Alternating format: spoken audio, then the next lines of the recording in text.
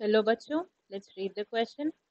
The composition of glomerular filtrate and urine is not the same. Comment. So here our key concept is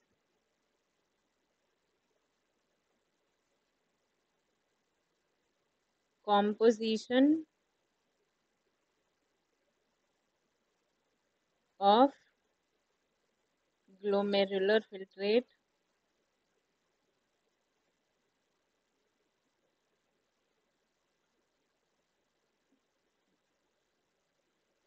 and urine. So अब इसे समझने के लिए हमें comparative study अगर कर लें तो ये कॉन्सेप्ट हमारा क्लियर हो जाएगा। तो देखिए अब हमें कंपैरिजन कर लेते हैं। यहाँ पे ग्लोमेरुलर फिल्ट्रेट का और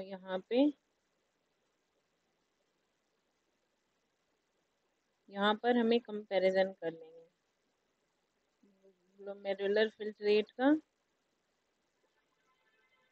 और यूरिन का।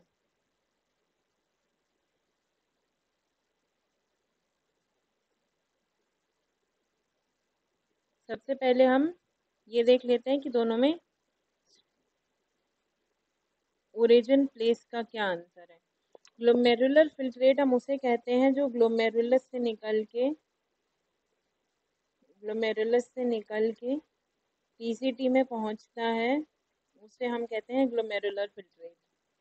और हम यूरिन किसको कहते हैं? वो सब्सटेंस, वो हमारा लिक्विड या फ्लूइड जो पूरा नेफ्रॉन को पास करके तब आता है। मतलब मैं ग्लोमेरुलस से होता हुआ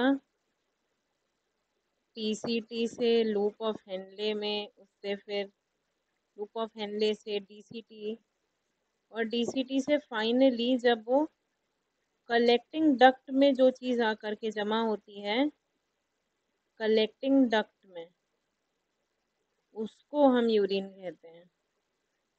तो ये देखिए, मतलब ऐसा कह लीजिए कि ग्लोमेरुलर फिल्ट्रेट ही अलग अलग जगहों से पास होते होते यूरिन बन जाता है। तो देखिए अब हम इसके मेन कॉम्पोजिशन की बात कर लेते हैं। तो कॉम्पोजिशन में सबसे पहले देखिए ग्लोमेरुलर फिल्ट्रेट में क्या होता है, यूरिया होगा। ये सब डिसॉल्व फॉर्म में अवेलेबल होते हैं। सबसे पहले यहाँ पे हमारा लार्ज अमाउंट ऑफ वाटर होगा, large amount of water.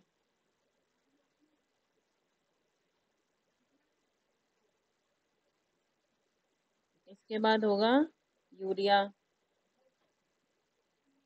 Uric acid, और भी अलग अलग क्या चीज़ें होती हैं, वाइटामिन, कुछ न्यूट्रिएंट्स होंगे, वाइटामिन, न्यूट्रिएंट्स, काफ़ी तरीके के आयंस होते हैं जैसे कि हाइड्रोजन हो जाएगा, पोटेशियम है, क्लोरीन है, बाइकार्बोनेट है। ये सब किसका पार्ट है? ग्लोमेरुलर फिल्ट्रेट का। ये सब के सब पार्ट होते हैं। ठीक, इसमें ग्लूकोज भी होता है, सोडियम आयन भी होता है, ग्लूकोज भी होता है, काफ़ी चीज़ें होती हैं। जबकि यूरिन में सिर्फ फालतू की चीज़ें होती हैं, यानी कि जो हमारी बॉडी को बिल्कुल भी ज़रूरत नहीं है। ये कैसा होता है? पेल येलो कलर का, पेल येलो कलर का होता है। और इसमें क्या क्या प्रेजेंट होगा? यहाँ पे हमारा 95% वाटर होता है, विगरस रीअब्जॉर्प्शन और सिक्रीशन के बाद बनता है। मतलब पेल येलो कलर का होगा जब ग्लोमेरुलर फिल्ट्रेट में बहुत सारा ग्लोमेरुलर फिल्ट्रेट के बहुत सारे एब्जॉर्प्शन और सिक्रीशन के बाद बनता है, के बाद यूरिन बनती है। और इसमें क्या क्या होता है? इसमें 95% वाटर होता है, और 5% और चीज़ें होती हैं ऑर्गेनिक इनऑर्गेनिक। तो इसमें देखिए 5% other substance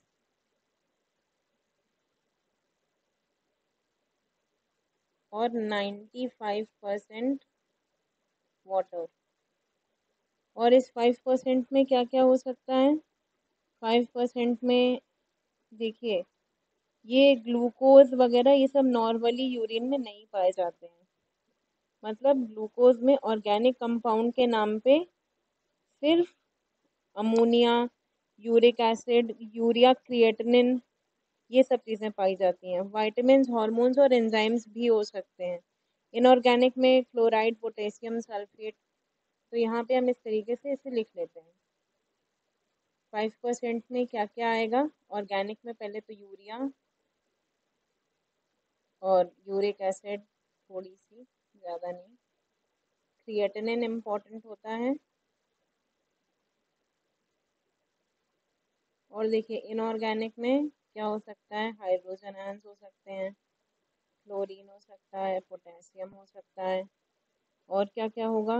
iodine, magnesium, arsenic, lead, ये सब चीज़ें हो सकती हैं। लेड और सल्फेट्स हो सकते हैं, फॉस्फेट्स हो सकते हैं। But no glucose at all.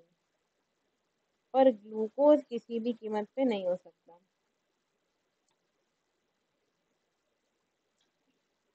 तो इस तरीके से यहाँ पर हमने एक कंपैरेटिव स्टडी करी कि कैसे यूरिन ग्लोमेरुलर फिल्ट्रेट से अलग है। So I hope you understood the concept. Best of luck.